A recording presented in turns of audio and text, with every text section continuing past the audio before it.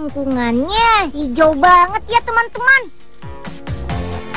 Loh, itu ada tanaman yang bisa tumbuh di atas air gitu.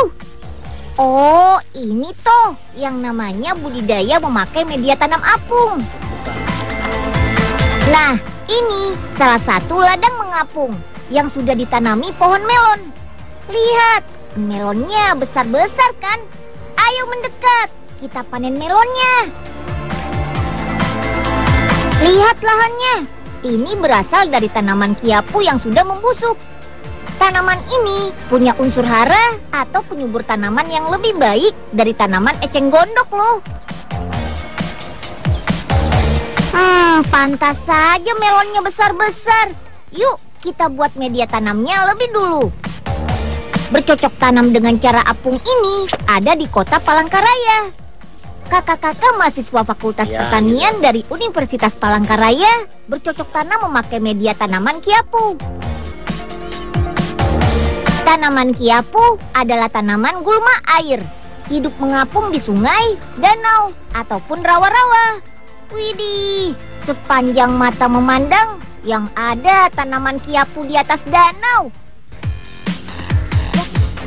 Oh iya, Unyil dibantu sama 3 teman kita ini, Indra, Trio, dan Chandra. Ayo kamu pokoknya sebelah situ.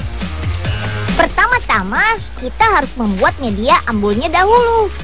Media ini adalah wadah untuk menanam. Kerangka dari media ambul ini terbuat dari papan dan bambu.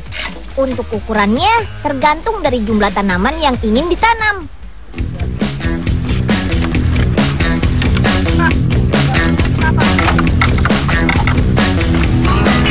Kemudian kita kumpulkan tanaman kiapu yang biasa hidup di sungai, rawa, atau danau. Sebelum dimasukkan ke media ambul, tanaman kiapu ini harus dijemur selama 1 bulan. Penjemuran ini agar semua unsur hara yang terdapat di tanaman dapat terurai dengan sempurna, sehingga dapat menyuburkan tanaman. Nah, Nak Unyil, setelah Pak Raden baca-baca, semua tanaman kiapu ini dimasukkan ke dalam media ambul ini ya.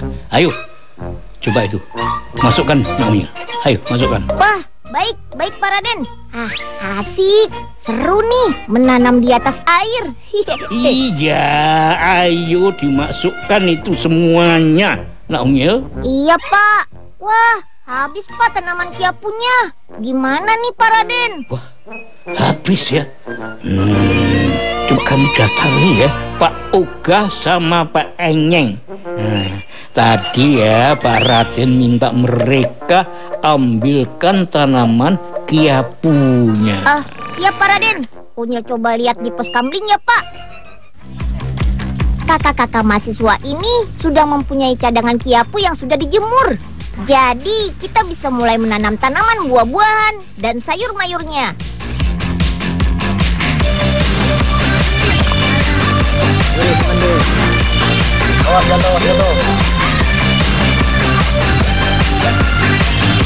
Biasanya kakak-kakak mahasiswa ini menanam tanaman buah melon, sayur cabai, tomat, timun, atau karawila.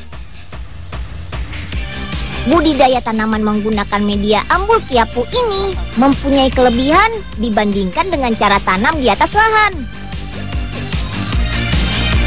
Kiapu memiliki unsur hara NPK, mikroorganisme, dan ketersediaan air yang tinggi, dan lebih baik dari tanaman eceng gondok. Sehingga dapat menyuplai kebutuhan tanaman dengan baik. Alhasil jadi subur deh, dan lebih cepat panennya. Oke, kalau semua tanaman kiapu sudah dimasukkan ke media ambul ini, sekarang kita letakkan di tengah-tengah danau. Budidaya dengan media tanam apung sudah lama dilakukan di Bangladesh juga loh. Tanaman apung yang mereka manfaatkan adalah gulma air yang sangat terkenal. Yap, eceng gondok. Setelah petani membuat lahan tanam dari eceng gondok, mereka menanam berbagai benih tanaman. Dan hasilnya, dalam waktu 20 hari kemudian, berbagai tanaman bisa dipanen. Ada kangkung, bayam merah, lobak, labu manis, bahkan padi. Wah, benar-benar berguna ya budidaya tanam apung ini. Gulma air yang biasanya hidup mengganggu justru bisa bermanfaat. Ternyata sudah ada yang bisa dipanen, teman-teman. Wah, ada sayuran cabai dan tomat juga. Katanya sih tidak perlu menunggu waktu yang lama loh untuk memanen sayur mayur ini. Seperti buah melon, kita bisa memanennya dalam waktu 65 hari saja. Cabai dan tomat dapat kita panen dalam waktu 3 bulan. Loh, kok kosong sih pos kamlingnya? Mana ini Pak Oga dan Pak Enyeng? Kasih tahu Pak Raden kalau gitu. Mana ini Nak Unyil ya? Loh, kok belum datang-datang loh? Pak Raden, Pak Oga dan Pak Enyeng nggak ada di pos kamling nih. Apa? Waduh. Lah kemana itu mereka? Kok selalu ngilang loh? Aduh, nggak beres kerjaannya. Aduh, gimana ini? Aduh. Pak Raden kenapa? Jadinya pusing kepala Pak Raden ya. Ayo Pak. Aduh.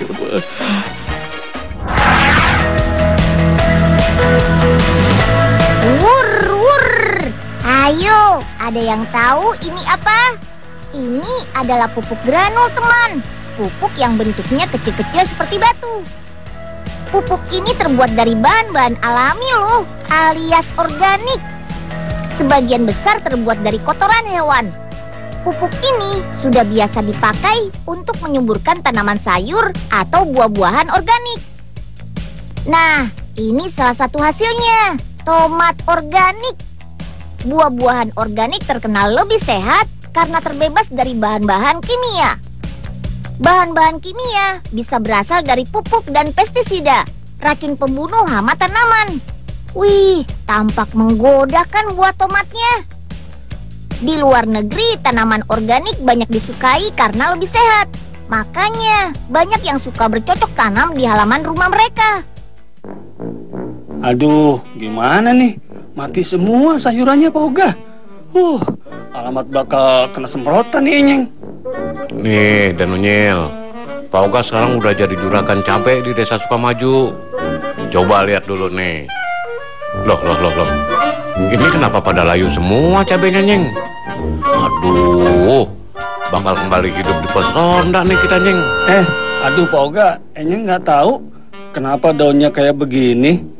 Cuman yang Enyeng tahu kalau tanaman nggak dikasih makanan dan vitamin, jadi kayak begini deh hasilnya. Seperti Enyeng nggak sehat walafiat gitu Pak Oga. Hus, kamu Nyeng pakai curhat segala. Pak Oga nggak dikasih pupuk ya tanamannya? Oh iya Den Unyil, tanamannya hanya dikasih air doang. Kan bisa hemat di pupuk dan tenaga kerja. Nah, Pak Oga bakal cepat jadi juragan cabe. Waduh, Pak Oga, pelit banget sih sama tanaman. Pantas aja Pak Enyeng curhat begitu. Gini aja deh, Unyil bantu cari pupuk yang bagus ya. Sekarang kita ke pabriknya. Ayo.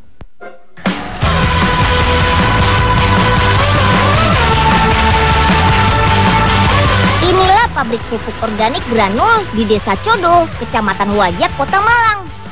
Usaha ini sudah berdiri sejak tahun 2007 dan khusus memproduksi pupuk dari kotoran hewan tanpa unsur kimia sama sekali. Proses awalnya, bahan pupuk harus difermentasikan selama 1 bulan. Limbah hewan ini diberikan cairan mikromineral. Cairan ini berfungsi untuk menghilangkan bau dan mengubah teksturnya menjadi lebih keras. Nggak kebayang kan bila bahan pupuk yang datang 5 truk sehari ini dibiarkan begitu saja? Wah, baunya akan merebak kemana-mana tuh. Bila waktunya cukup, limbah digiling untuk mendapatkan bahan dengan tekstur yang halus. Setelah itu, campur limbah sapi dengan bahan baku yang lain seperti kotoran ayam dan kapur pertanian. Prosesnya di dalam roda besar ini, teman-teman. Untuk komposisinya, kotoran sapi 50%, kotoran ayam 40%, cairan mikromineral 1%, dan kapur pertanian 9%. Lanjut, sekarang kita masuk ke proses pembentukan granul. Bentuk granul ini punya manfaat loh. Salah satunya, supaya pupuk bisa tahan lama di dalam tanah. Setelah berbentuk granul, pupuk ini harus dikeringkan dengan suhu panas 300 sampai 350 derajat Celcius selama 15 sampai 20 menit. Pengeringan berguna untuk membunuh bakteri jahat dan bibit tanaman pengganggu, seperti rumput dan gulma.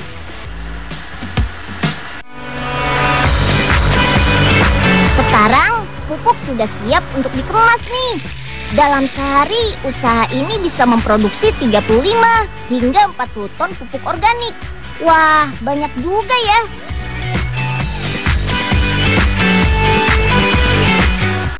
Rezeki nomplok. Ini nih pupuk yang Pak Oga butuhkan. Tampung 1 karung cukup kali ya. Wih, memang banyak cara untuk menjadi juragan. Udah banyak. Hup. Hup. Pak Oga, pupuknya kok dibawa sih?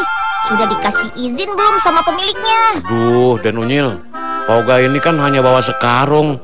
Kan pemiliknya masih punya banyak. Dia itu sudah jadi juragan besar loh. Pak Oga kan baru mau jadi juragan kecil, Den. Yang penting kebun Pak Oga jadi subur lagi. Udahlah, Pak Oga cabut dulu ya. Dosanya tanggung sendiri loh, Pak. Unyil nggak mau ikut-ikut ah. Iya. Aduh. Alamak. Jatuh semua. Masa Pak Oga mesti ngumpulin lagi? Nah, itu balasannya, Pak. Makanya izin dulu. Nggak usah buru-buru begitu. Iya, Den Unyil. Oke, sekarang saatnya Unyil ke kebun. Hei, ternyata ada teman-teman Unyil juga di sini. Kenalkan, ini Hafiz, Hiden, Dinda, dan Azra. Ternyata mereka mau belajar bercocok tanam juga. Cara memupuknya seperti ini. Lubang digali sedalam lebih dari 5 cm dengan ukuran diameter sama, lalu masukkan pupuk organik. Oke, jangan lupa tutup lagi ya lubangnya. Pupuk organik berbahan limbah sapi ini memiliki unsur karbon organik yang dapat membenahi kondisi tanah. Ada kandungan airnya juga loh, yang berfungsi melembabkan dan terakhir mengandung pH sekitar 4-8%, sehingga mampu menetralkan keasaman tanah. Tuh, lihat teman-teman, tanaman tomatnya berbuah bagus ya. Pupuk organik ini benar-benar menyuburkan tumbuhan. Minum wedang jahe di saat hujan memang paling pas. Apalagi kalau jahenya jenis jahe merah yang paling hot atau paling panas. Dengan teknik vertikultur, jahe bisa ditanam di dataran rendah dan di lahan sempit sekalipun. Penasaran? Jangan kemana-mana dulu ya. Tetap di laptop si Unyil.